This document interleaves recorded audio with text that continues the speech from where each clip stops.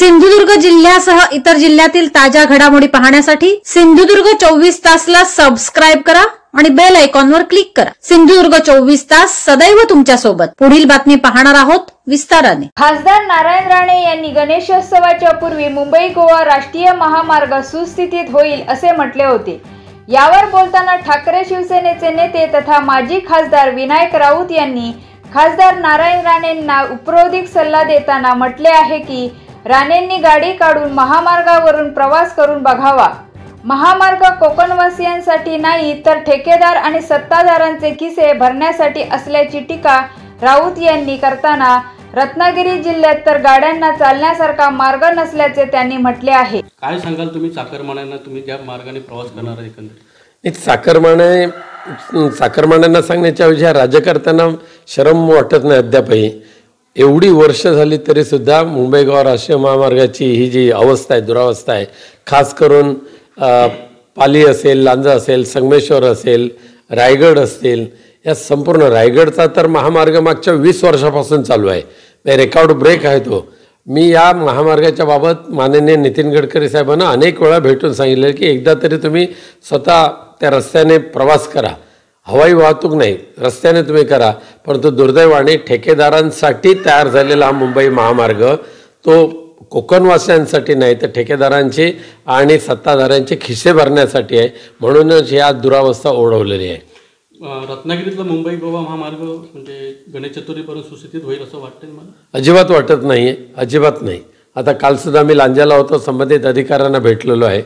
म्हणजे गाड्या चालवण्यासारखा तो महामार्ग करतील की नाही हे सुद्धा शंका आहे।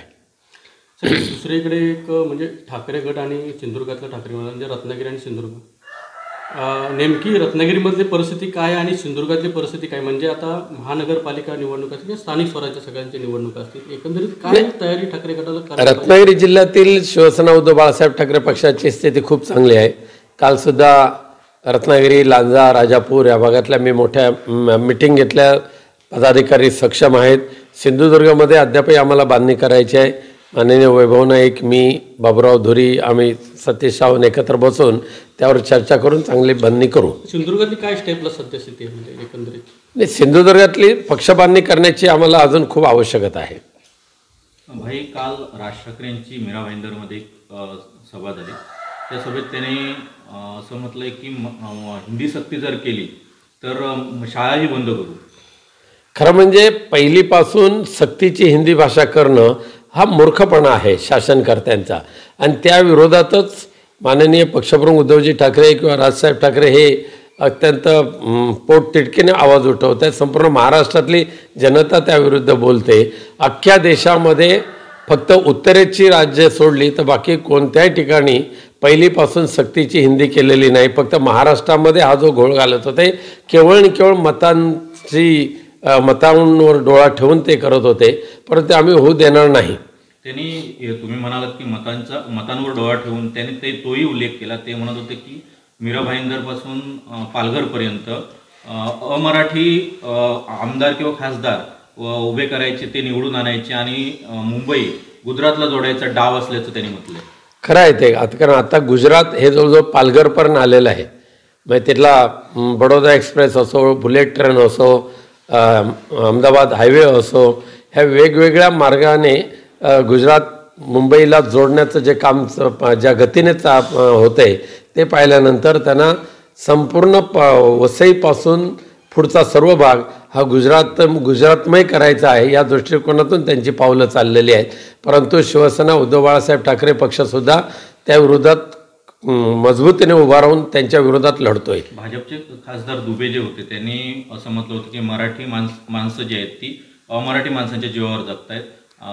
त्यावर आता राज ठाकरेंनी प्रतिक्रिया दिली। त्यांनी असं म्हटलंय की दुबेंना डुबाके मारेंगे। खरं म्हणजे आम्ही कदापि हिंदी भाषिकांच्या विरोधात नाही। आमचा विरोध सक्तीच्या हिंदी भाषेला आहे। हिंदी भाषिक आणि शिवसेना किंवा हिंदी भाषिक आणि मराठी माणसं खेळीमेळीच्या वातावरणात मागच्या अनेक वर्षापासून राहतात आणि भविष्यामध्ये सुद्धा राहणार आहेत। परंतु ह्या दोघांमध्ये वितंडवाद कसा होईल, ह्या दोघांमध्ये दुरी कशी तयार करता येईल, यासाठी भारतीय जनता पक्षाने ह्या पोपटपंची करणाऱ्यांना बोलायला लावलेलं आहे. मराठीच्या मुद्द्यावरती राज ठाकरे उद्धव ठाकरे एकत्र आले. आगामी निवडणुकीसाठी सुद्धा ह्या दोघांची युती व्हावी अशी शिवसैनिक आणि मनसेच्या शिवसैनिकांची इच्छा आहे. वाटतं का तुम्हाला एकत्र येतील? ठीक आहे, अजून निवडणुका प्रत्यक्ष जाहीर झालेल्या नाहीत. त्यावेळेला खरं युतीच्या ज्या चर्चा असतात ह्या निवडणुका जाहीर झाल्यानंतरच होत असतात, पण आशा धरायला पाहिजे. सगळे जे महायुतीचे घटक आहेत ते एकत्र निवडणूक लढण्याची शक्यता आहे. अशा परिस्थितीत राज ठाकरे जर सोबत आले तर कशा पद्धतीने त्याचा फायदा होईल, काय सांगा? हे चांगलंच होईल. ते सर्वांनी मिळून एकत्रित येऊन भाजप तर जे इतर पक्ष आहेत हे गद्दार गट सोडून त्या सर्वांनी एकत्रित येऊन लढलं तर तो महाराष्ट्राच्या हितासाठी योग्य ठरेल. भाई, विधानसभेत परदिवशी राडा झाला, त्यानंतर काल त्यावर मुख्यमंत्री बोलताना म्हणाले की सगळ्याच आमदारांचा या ठिकाणी अपमान झाल्यासारखं होतंय जनतेमध्ये. तर या राड्यासंदर्भात काय सांगा? खरं म्हणजे मुख्यमंत्र्यांचं दुसरं वाक्य महत्त्वाचं आहे.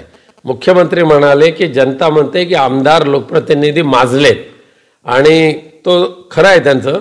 कारण मागच्या ह्या अधिवेशनामध्ये काही आमदारांनी आपला मुजोरीपणा जो दाखवलेला आहे त्यामुळेच अत्यंत पोट तिडकीने बोललेले हे मुख्यमंत्री, आणि त्यांचे ते उद्गार खरे आहेत. त्यांच्यावर कंट्रोल करायचं काम, त्यांच्यावर अंकुश ठेवायचं काम अखेरीस पक्षप्रमुखांचं आहे.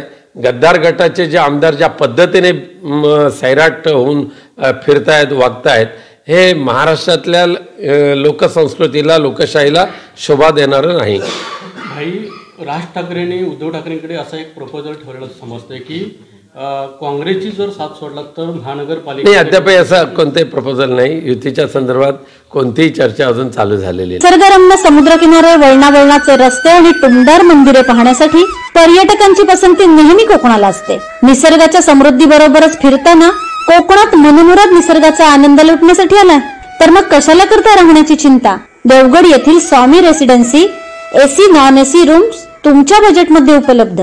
संपर्क 917511 0202 942114 5424 8600 7307 00. मग कसला विचार करताय? येताय ना देवगड येथील स्वामी रेसिडेन्सीला भेट द्यायला. सिंधुदुर्ग जिल्ह्यासह इतर जिल्ह्यातील ताज्या घडामोडी पाहण्यासाठी सिंधुदुर्ग 24 तासला सबस्क्राईब करा आणि बेल आयकॉनवर क्लिक करा. सिंधुदुर्ग 24 तास सदैव तुमच्या सोबत.